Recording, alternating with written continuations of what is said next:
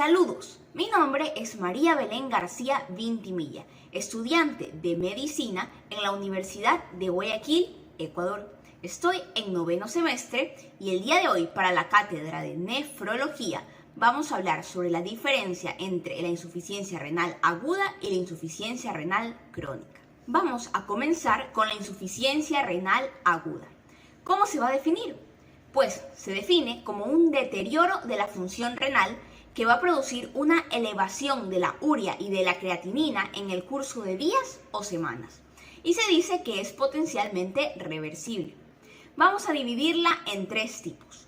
Una insuficiencia renal prerrenal, una renal propiamente dicha, también conocida como parenquimatosa, y una postrenal.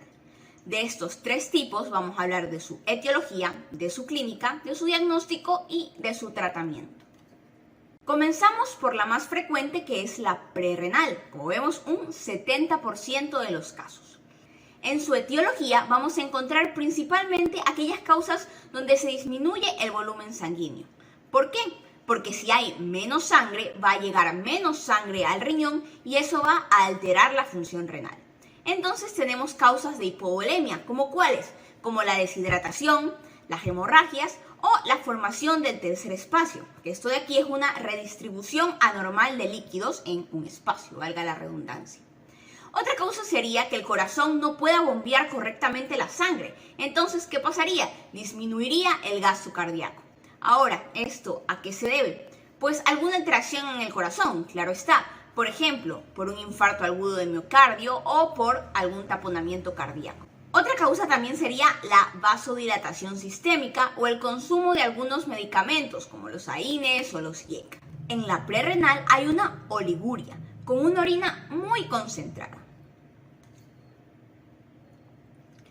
Y esta orina tiene una osmolaridad mayor de 500 miliosmoles por kilo y el sodio menor de 20 miliequivalentes por litro.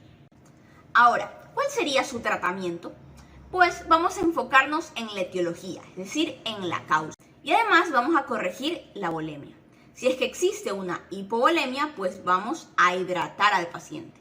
Y si es que hay una sobrecarga de volumen, entonces tenemos que eliminarlos a través de diuréticos.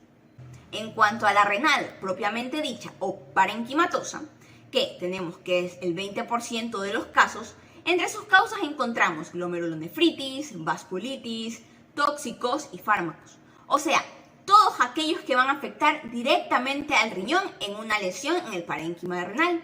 Y esto va a producir algunas manifestaciones, como la oliguria, o también puede haber diuresis normal, y conforme va avanzando se va a desarrollar una poliuria.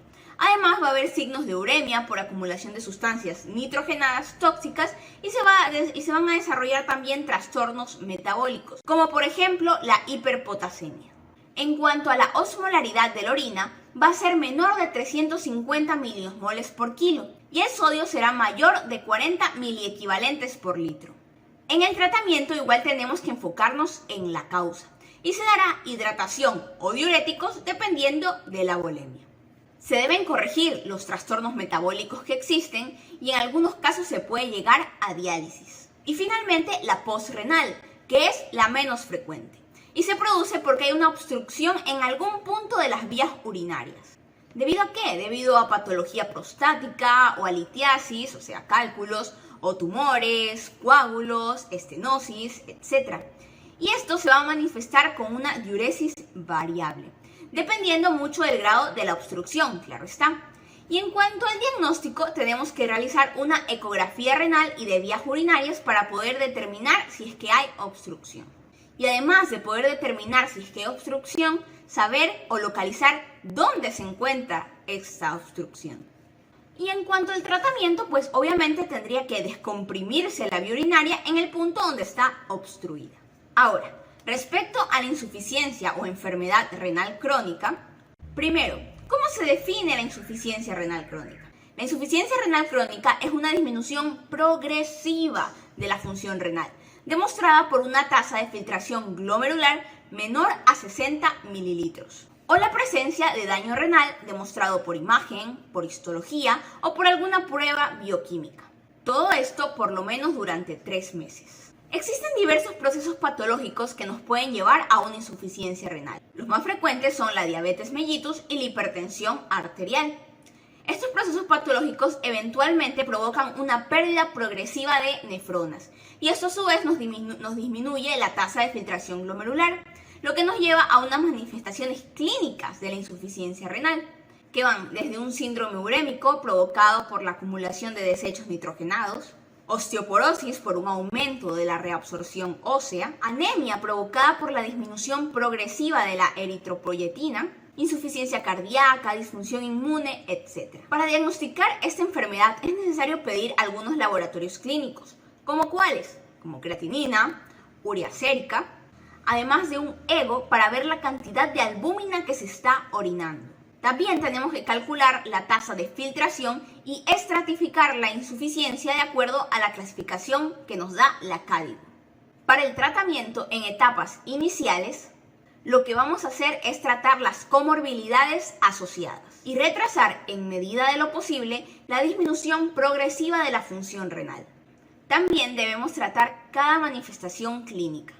Y propiamente para la insuficiencia renal podemos usar desde fármacos nefroprotectores hasta terapias de reemplazo renal en los casos más graves. Y listo, ya sabemos las diferencias principales entre la insuficiencia renal aguda y la insuficiencia renal crónica. En sus pantallas tenemos la bibliografía. Muchísimas gracias, mi nombre es María Belén García Vintimilla. Saludos.